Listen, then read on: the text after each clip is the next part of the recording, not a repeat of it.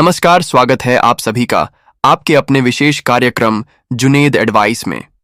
मैं हूं आपका मेजबान और आज हम उस कहानी को बयां करने जा रहे हैं जिसका इंतजार देश के करोड़ों पेंशन भोगियों ने दशकों तक किया है। ये कहानी है संघर्ष की, ये कहानी है सब्र की और अंततः ये कहानी है विजय की। आज हम उस सवाल की तह तक नहीं जाएंगे कि पेंशन क्यों नहीं बैठ रही, बल्कि हम उस ऐतिहासिक फैसले का विश्लेषण करेंगे जिसने इस सवाल को ही बदल दिया है। आज हम जानेंगे कि जो पेंशन वृद्धि कल तक एक सपना थी, वह आज हकीकत कैसे बनी। हम उस जटिल प्रक्रिया के हर एक पन्ने को पलटेंगे, उन किरदारों की भूमिका को समझेंगे और उस फैसले के हर एक पहलू को उजागर करेंगे जिसने करो धोम मुरझाए चेहरों पर उम्मीद की एक नई किरण बिखेर दी है।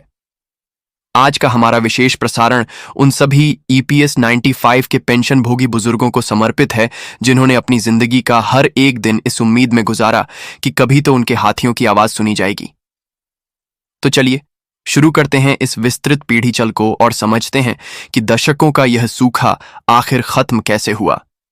भारत एक ऐसा देश जो अपनी संस्कृति और परंपराओं में बुजुर्गों के सम्मान को सर्वोपरि रखता है, लेकिन इसी देश में करोड़ों ऐसे बुजुर्ग भी हैं जिन्होंने अपनी जवानी देश की सेवा में विभिन्न कल कारखानों और संस्थानों में खपा दी, और जब सेवानिवृत्त हुए तो उनके हाथ में आई एक ऐसी पेंशन राशि जो उनके सम्मानजनक जीवन यापन के लिए नाकाफ थी।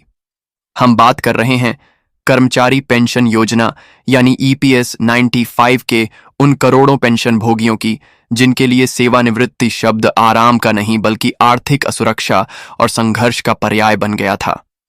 उन्हें न्यूनतम पेंशन के रूप में मिलते थे मात्र 8,000। जी हां, आज के इस दौर में जहां महंगाई आसमान छू रही है, जहां एक सामान्य बीमारी का खर्च हजारों में पहुंच जाता है, वहां मात्र 8,000 की मासिक पेंशन ये एक मजाक से कम नहीं था। ये राशि इतनी कम थी कि उससे घर का किराया देना तो दूर, 2 वक्त की रोटी और जरूरी दवाइयों का खर्च उठाना भी एक पहाड़ जैसी चुनौती थी। सालों से देश के कोने कोने से एक ही मांग उठ रही थी, न्यूनतम पेंशन को बढ़ाकर 8 से 7,000 और स्वार्थपूर्ण किया जाए और उसे महंगाई भत्ते से जोड़ा जाए। ये कोई भीख नहीं बल्कि उनका हाकुल था। ये उस पैसे पर एक मामूली सा प्रतिफल था जो उन्होंने अपनी सेवा के दौरान अपने भविष्य को सुरक्षित करने के लिए कटवाया था। सड़ी डिस्ट्रिक्ट से लेकर संसद तक, जंतर मंत्र के धरना प्रदर्शनों से लेकर अदालतों के चक्करों तक इन बुजुर्गों ने कोई कसर नहीं छोड़ दी, लेकिन हर बार उनके हाथ लगती थी तो सिर्फ निराशा, आश्वासन या फिर एक और तारीख। तो सवाल यह उठता था कि आखिर गलती किसकी थी? वह कौन सी दीवार थी जिससे टकराकर इन पेंशन भोगियों की आवाज दम तोड़ दी रही थी? क्या यह सरकार की उदासीनता थी, या ईपीएफओ की प्रशासनिक लाचारी, या फिर सीबीटी यानी सेंट्रल बोर्ड ऑफ ट्रस्टीज के सदस्य ही इस नेक काम में रोदा बन रहे थे? इन सवालों के जवाब उस जटिल चक्रव्यूह में छिपे थे जिसे समझना हर पेंशन भोगी के लिए जरूरी था, ताकि यह पता चल सके कि उनका असली मुजरिम कौन है। चलिए इस चक्रव्यूह की परतों को एक एक करके खोलते हैं। सबसे पहले बात करते हैं ईपीएफओ कर्मचारी भविष्य निधि संगठन की। कई पेंशन भोगी मानते थे कि ईपीएफओ ही उनकी पेंशन नहीं बढ़ा रहा है, लेकिन सच्चाई यह है कि ईपीएफओ महज एक कार्यकारी संस्था है, एक पोस्टमैन की तरह। उसका काम सरकार द्वारा बनाए गए नियमों और योजनाओं को लागू करना है। ईपीएफओ के पास नीतिगत फैसले लेने का यानी पेंशन की राशि में अपनी मर्जी से RS1 की भी बढ़ोतरी करने का कोई अधिकार नहीं है। उसकी भूमिका सिर्फ तकनीकी और प्रशासनिक है। हाँ, वह मौजूदा हालात, महंगाई के आंखें और पेंशन भोगियों की मांगों के आधार पर एक प्रस्ताव जरूर तैयार कर सकता है, और उसने ऐसा कई बार किया भी। यह प्रस्ताव बनाकर वह अपने से ऊपर की संस्था को भेजता है। अब आते हैं इस श्रृंखला की दूसरी ओर सबसे महत्वपूर्ण कट्टी पर, CBT central board of trustees. यह ईपीएफओ की सर्वोच्च नीति निर्धारक संस्था है। इसे आप ईपीएफओ की संसद कह सकते हैं। इसमें त्रिपक्षीय प्रतिनिधित्व होता है, सरकार के प्रतिनिधि, कर्मचारियों, मजदूर संघों के प्रतिनिधि और नियोक्ताओं, मालिकों, कंपनियों के प्रतिनिधि। ईपीएफओ द्वारा तैयार किया गया कोई भी प्रस्ताव इसी सीबीटी की मीटिंग में मेज पर रखा जाता है। यहीं पर उस प्रस्ताव के हर पहलू पर गहन चर्चा होती है और यहीं पर असली पेंच फंसता था। सालों तक यही देखने को मिला कि जब भी पेंशन बढ़ोतरी का प्रस्ताव आया तो विशेषकर नियोक्ता पक्ष के प्रतिनिधियों ने इसका कड़िया सा विरोध किया। उनकी दलीलें होती थीं, इससे कंपनियों पर वित्तीय बोझ बढ़ेगा, पेंशन फंड की स्थिरता खतरे में पड़ जाएगी, यह आर्थिक रूप से व्यावहारिक नहीं है। कर्मचारियों के प्रतिनिधि पुरजोर तरीके से मांग रखते थे, लेकिन आम सहमति का न बन पाना या नियोक्ता पक्ष का वीटो इस प्रस्ताव को आगे बढ़ने से रोक देता था। सीबीटी की बैठकें होती थीं, लेकिन पेंशन बढ़ोतरी का मुद्दा या तो ठंडे बस्ते में डाल दिया जाता था या फिर उस पर कोई ठोस निर्णय ही नहीं हो पाता था। फाइलें एक टेबल से दूसरी टेबल पर घूमती रहती थीं और हमारे बुजुर्ग पेंशन भोगी उम्मीदों के साथ कैलेंडर की तारीखें बदलते रहते थे, यानी ईपीएफओ प्रस्ताव बनाता था, लेकिन सीबीटी में बैठे कुछ सदस्य, विशेषकर नियोक्ता पक्ष, उस पर कुंडली मारकर बैठ जाते थे। लेकिन क्या सीबीटी ही अंतिम पड़े हैं? नहीं, इस चक्रव्यूह का अंतिम और सबसे शक्तिशाली द्वार था केंद्र सरकार का। मान लीजिए कि सीबीटी ने हिम्मत दिखाकर तमाम दलीलों को खारिज करते हुए पेंशन बढ़ोतरी के प्रस्ताव को पास कर भी दिया, तो भी गेंद अंततः केंद्र सरकार के पाले में ही जाती थी। अंतिम रिमोट कंट्रोल अंतिम मूर्ख केंद्र सरकार के हाथ में ही थी। किसी भी नीति को लागू करने का अंतिम अधिकार कार्यपालिका यानी सरकार के पास होता है। जब प्रस्ताव सरकार के पास पहुंचता है तो वह सबसे पहले श्रम मंत्रालय और वित्त मंत्रालय के पास जाता है। यहां उसकी असली अग्नि परीक्षा होती है। वित्त मंत्रालय यह आकलन करता है कि इस बढ़ोतरी से सरकारी खजाने पर कितना बोझ पड़ेगा, क्या हमारे पास इतना बजट है, इस अतिरिक्त फंडिंग का इंतजाम कहां से होगा, क्या इससे देश की वित्तीय सेहत पर कोई नकारात्मक असर तो नहीं पड़ेगा। और यहीं आकर दशकों तक पेंशन भोगियों की उम्मीदें दम तोड़ डाल देती थीं। सरकार ने कई बार आश्वासन दिए, बंद कमरों में हुई मुलाकातों में हमदर्दी भी जताई, लेकिन जब फैसले की गद्दी आई तो बजट की कमी या नीतिगत जटिलताओं का हवाला देकर मामले को टाल दिया गया। सरकार के लिए यह कभी भी प्राथमिकता का मुद्दा नहीं बन पाया।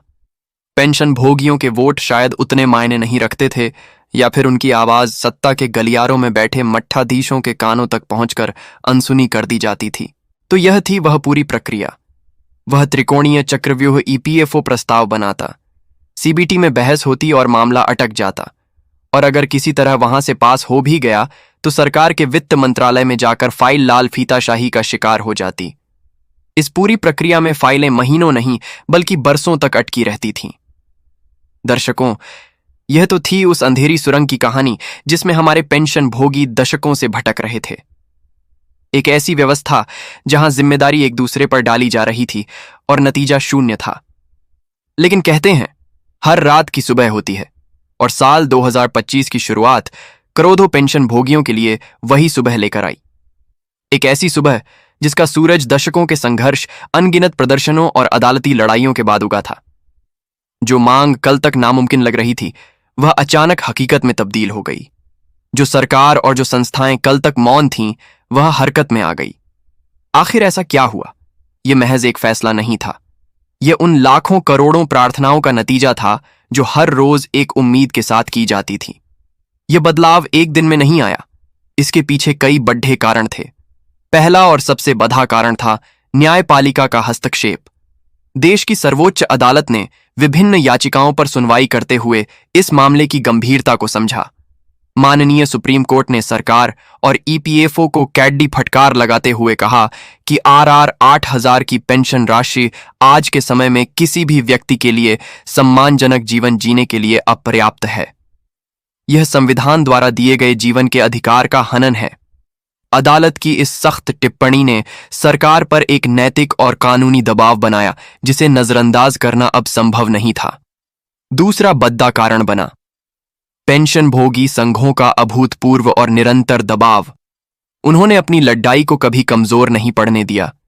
डिजिटल मीडिया और सोशल मीडिया के इस युग में उन्होंने अपनी आवाज को देश के हर कोने तक पहुंचाया। उनके संघर्ष की कहानियों ने आम जनता में भी सहानुभूति पैदा की और सरकार पर चौतरफा दबाव बरहेज गया। इन्हीं दबावों के चलते आखिरकार सीबीटी की ऐतिहासिक बैठक हुई। इस बार माहौल बदला हुआ था। सरकार की ओर से आए प्रतिनिधियों का रुख सकारात्मक था। मजदूर संघ के प्रतिनिधि पहले से कहीं ज्यादा मजबूती से अपनी बात रख रहे थे।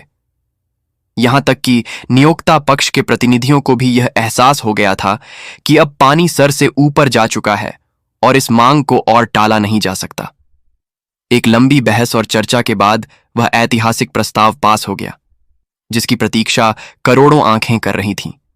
न्यूनतम पेंशन को बढ़ाकर 8 से 75,000 आरसीआर 8,000 करने के प्रस्ताव पर सीबीटी ने अपनी मुहर लगा दी। सीबीटी की हरी झंडी मिलना एक बहुत बड़ी जीत थी, लेकिन असली लड़ाई अभी बाकी थी।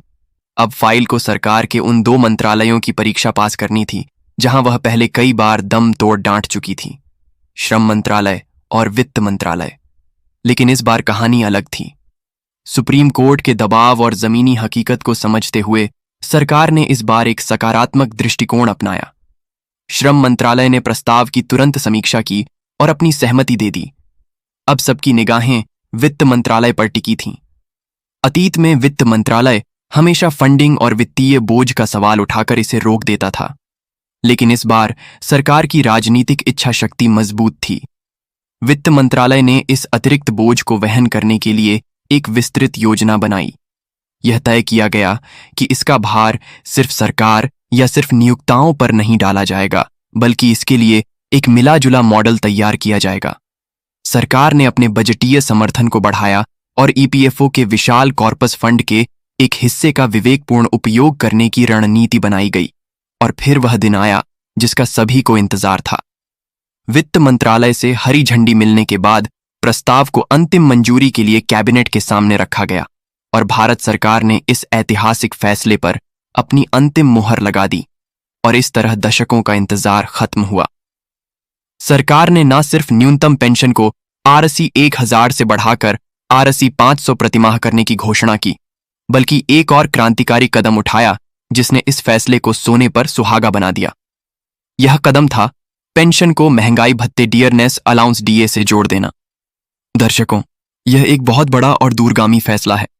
इसका मतलब यह है कि अब पेंशन की राशि स्थिर नहीं रहेगी।